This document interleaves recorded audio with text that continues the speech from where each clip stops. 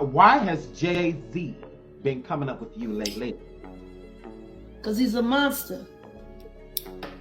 Now hold up, those are some wild accusations by Jaguar Wright and 50 Cent right there. Apparently there's more to the love story of Jay and Beyoncé than we initially thought, and guess what, it's not just a straightforward love story between two artists after all. Apparently the two met under some rather interesting circumstances that allegedly helped Beyoncé launch her career. Now that's some crazy stuff, but is there any truth to it all? Remember the rumors that were going around about Diddy and Jay at the time, right? The ones suggesting that behind closed doors they hosted these exclusive insane parties to scout new talent and allegedly exchange certain favors for other favors. We certainly can't ignore the fact that Beyoncé was only 17 when she first met Jay-Z while he was 31. Now that's quite an age gap if you ask me, but hold on, this is all still speculation. I suggest we dive a little deeper into this and figure out the truth together and all that jazz. By the way, wasn't this all around the time when Aaliyah and Beyoncé's solo career was struggling? She proved her point by saying she liked posing with him in pictures for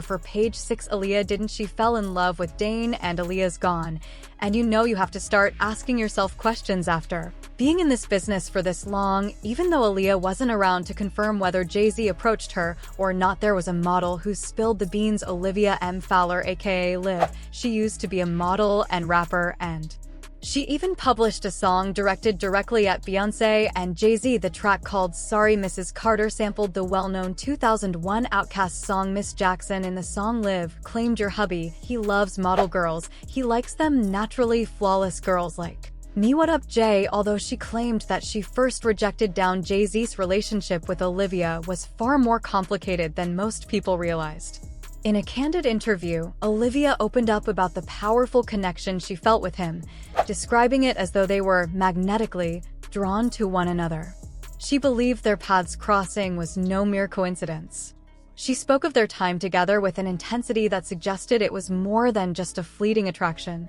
Olivia confessed that when she eventually left his life, she felt as though she had taken a piece of his heart with her, a sentiment that spoke to the deep emotional bond they had shared. However, despite her personal feelings for Jay-Z, Olivia was quick to clarify that she held a great deal of respect for Beyoncé, Jay's wife. This wasn't a tale of rivalry or jealousy.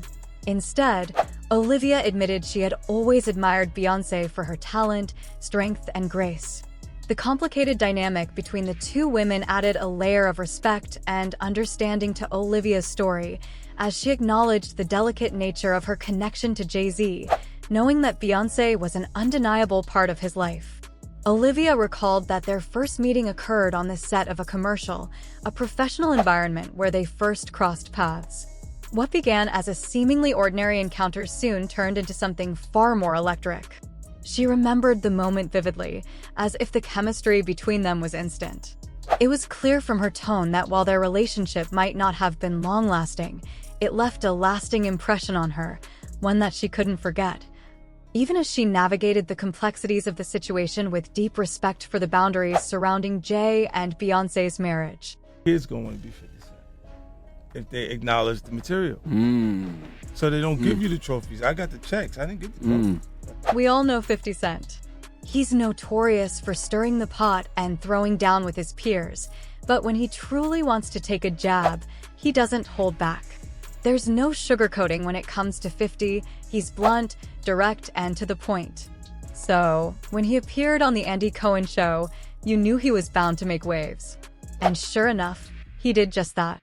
Without hesitation, he named Jay-Z as the most overrated rapper of all time. It's no secret that 50 and Jay-Z have had their beef for years, but this statement took their rivalry to another level. However, it wasn't just Jay-Z that 50 aimed his words at. Turns out, some of that beef has rubbed off on Jay's wife, Beyoncé. 50 revealed in a candid interview that Beyoncé once came at him with some serious energy.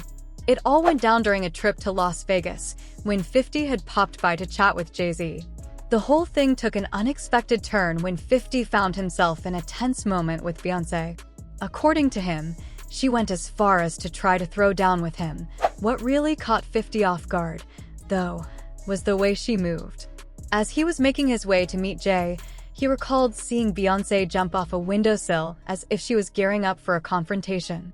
It was a bizarre moment, one that left 50 feeling surprised and maybe a little bewildered. But for 50, nothing is ever too strange, and he didn't hesitate to spill the beans about it. Further intensifying the public's curiosity about this odd and unexpected chapter in their ongoing rivalry, I was like, oh, I didn't really know what to do. It was one of those situations where you were like, whoa, if you say this to Jay, he'll look at you and go.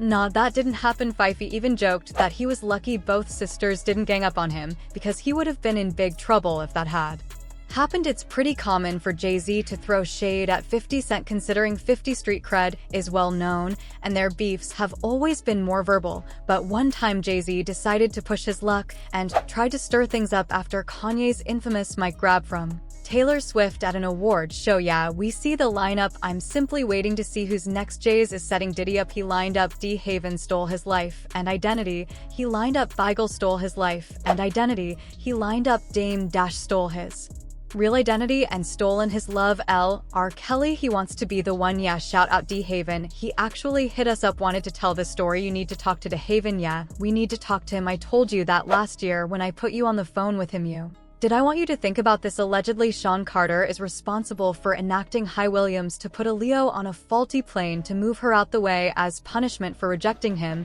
and so he could level up Beyoncé, who was suffering. Let's just say supposedly that occurred. Now I want you to think about 106 in Park with Mary J. B.L. Free, who is a victim of Sean Carter. Yep, Mary J. Blige, who was a victim of Shaw Coles, are sitting there talking about the death of Aaliyah amongst each other. Think about that. You got a Diddy victim, you got a Jay-Z victim, and you got a superstar gone. They know what happened, and yet they had to sit there and have that conversation like they didn't know who did it. Think of the power at that moment. Think of Claudia Jordan right now. Claudia Jordan, don't ever mention my mother name. She mentioned it yesterday, talking about why people are afraid to come forward. You mean like you was Diddy girl, Corey was Jay-Z girl. Why don't you claim your friend now? The thing is, even though Jay and 50 do not see eye to eye at all, Jay once admitted that he had to warn all the artists on his record label to hurry up and produce their music because he knew 50 had an incredible song coming. Jay stated that at the moment their music sales were in grave jeopardy since 50 would launch a totally new musical period. Jaguar Wright is one of the few voices speaking out Jay-Z for his shady activities in the music business. We see the lineup. I'm just waiting to see who's next. Jay-Z is setting Diddy up. What was her name? Amori Aorijo. That woman threw herself from a control tower and impaled herself with spikes right before she was about to sign the TD, and her fiancé AB so threw himself off and off the freeway out of grief and survived. Why are all of the artists at TD so unhappy? You got some of the best artists in the West there. Why did Kendrick Lamar feel the need to leave and start his own?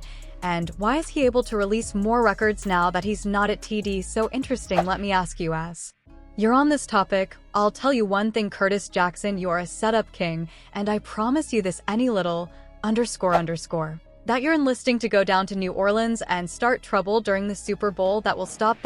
I'm sick and tired of you, and the truth is they only like you for your money. Let me ask you, Jack, on a surface level, you're saying that Kendrick being in the Super Bowl versus, let's say, Wayne, which was like a shoe-in for the city, that the PO, the no, not really, I mean, but hey, it was curious. I got a chance to see some things. Yeah, but you were 13. What were you? See, I went there to see the lifestyle, and I saw it, and it was, but I don't know if I could indulge and understand what I was even looking at. It was pretty wild. So nobody tried to, some woman didn't come along say, okay, what I did say is that there were very curious things taking place, and I didn't necessarily understand. You're a dad now. Would you ever send your kid to Puffy camp? Hell no. Puff and Usher did have a situation, and that situation led Usher to the hospital. Now I let Usher explain that to y'all. I let Usher wild in this world. Yo, it's funny, you open up a Beyonce's internet, it just gets weird. Beyonce's internet, that's what we're calling that belongs to the devil, unless you calling that the devil. She ain't nothing but employee half a witchet dumbass __. So you know it, it's amusing that it's insane you say these things. I don't nobody want to accepted that _____. I suppose she went and murdered the girl cats. Alright, a girl went to court and accused her with terrible witchcraft. She was entranced, she was drugged. Beyonce arrived and she was in there feeding on her and sh while she was asleep, no chewing on his __. It seems like you're describing a situation involving someone with an interesting and complex background. though the way the details are presented is a bit fragmented. I can try to clarify and expand on it based on the details you've provided. The story seems to involve a woman who is facing serious challenges in her life, possibly stemming from some troubling actions, like murdering cats, though it's unclear if this is literal or metaphorical. There's also an implication that her actions have led to significant consequences, possibly legal or personal, including a restraining order from someone like Beyoncé, who she was involved with in some way. This suggests a high-profile conflict, adding to the complexity of the woman's situation. Despite these challenges, she possesses impressive skills and a strong educational background.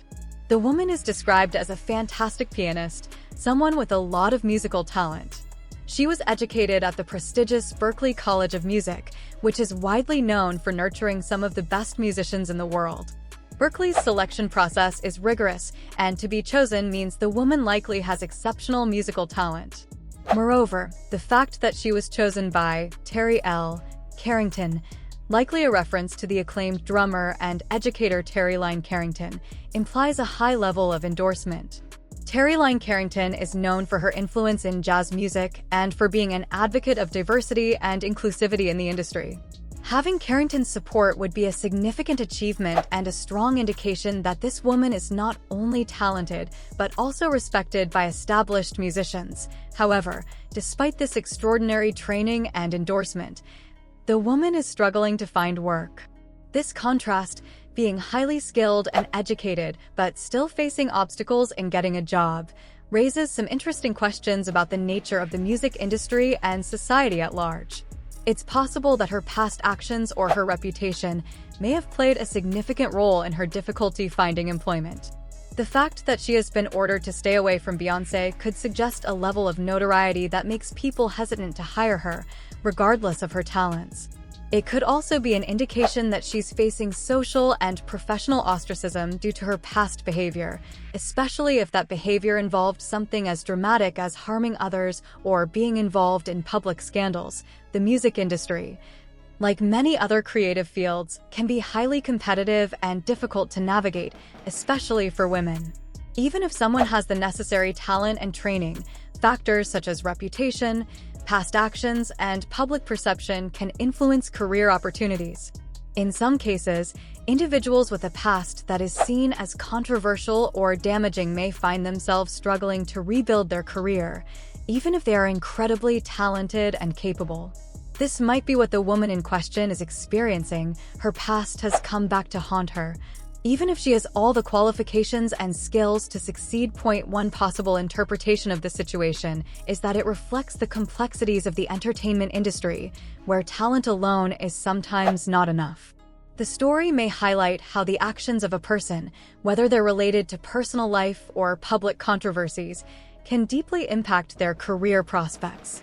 The woman's challenges finding work may point to a larger issue of how people are judged and how those judgments can shape their professional lives, sometimes in ways that are unfair or disproportionate to their abilities.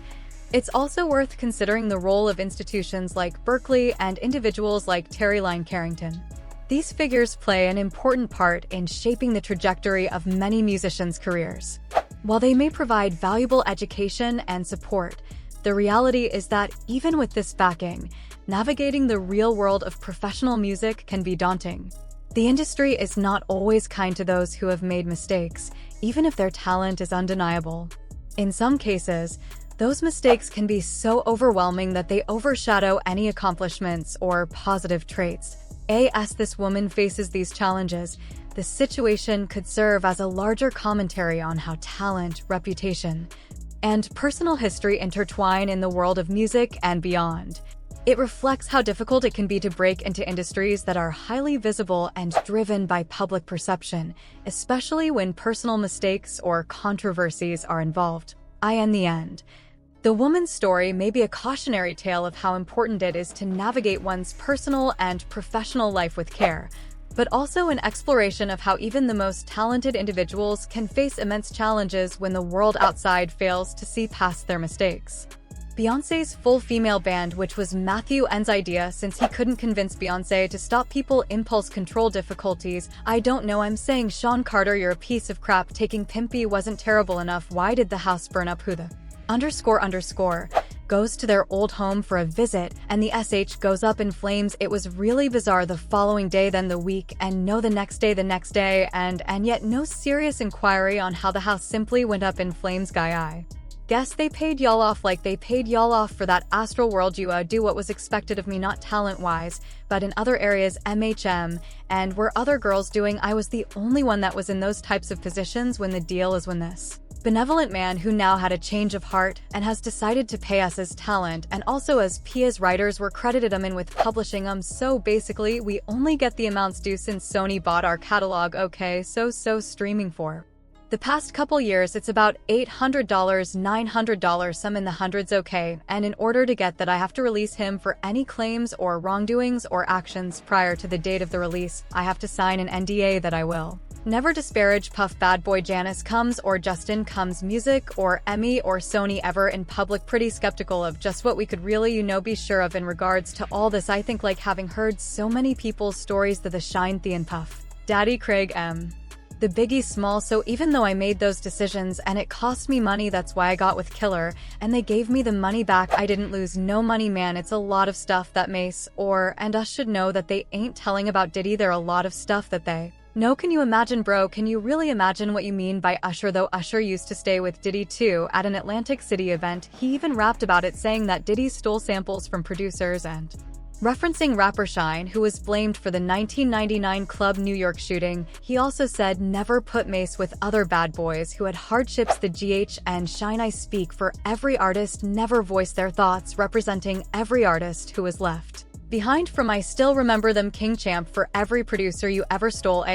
Why no one has denied L more to it than just as simple as Kendrick's been. He had a great year social engineering, creating an issue that didn't need to be an issue. I hear that like Hunger Games, like very Hunger Games, life imitates art, art imitates life. I tell you one thing, it's been almost 30 years since Biggie and Tupac were taken from us. That was social engineering at its finest. It got people in line, didn't it? Without question. Now you think about Drake right now, and you think about Kendrick Lamar, that's looking about the same as Biggie. Kendrick, I'm Biggie, Kendrick, Tupac, Drake. Think about the comparisons. Why? Imagine gang, imagine being a gangster playing. Imagine comparisons if the same fate that bealed Biggie and Tupac happened to Drake and Crick Imag. And as messy as Drake is right now, I can almost bet that there's somebody that wants to turn his faucet off, because if y'all think Diddy is a mess, Drake, he was being groomed to be next in line. See what happens when the real details of what happened to Triple XX come out. What happens when Jonathan Hay finally starts putting all the pieces together on why he was putting at home invasion robbery with his daughter, because he's remembering more now. He's been talking with Truth is here on YouTube, and he's been saying and even more now than he said here. Shout out to Jonathan Hay and your bravery. Shout out Jonathan Hay. We will get him on the couch as soon, cause his story is one of those stories that might get lost in Hollywood if he was ever so